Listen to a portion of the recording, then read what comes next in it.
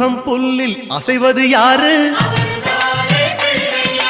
அறிவை விருத்தி செய்வது யாரு? மண்ணை குழைத்தால் வருவது யாரு?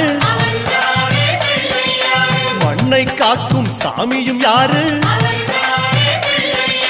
வெள்ளையருக்கில் உள்ளது யாரு? வெற்றி கொடுக்கும் கடவுளும் யாரு? முன்னே வந்த சாமியும் யாரு? அவரும் வாழ்வது எங்கே கூறு?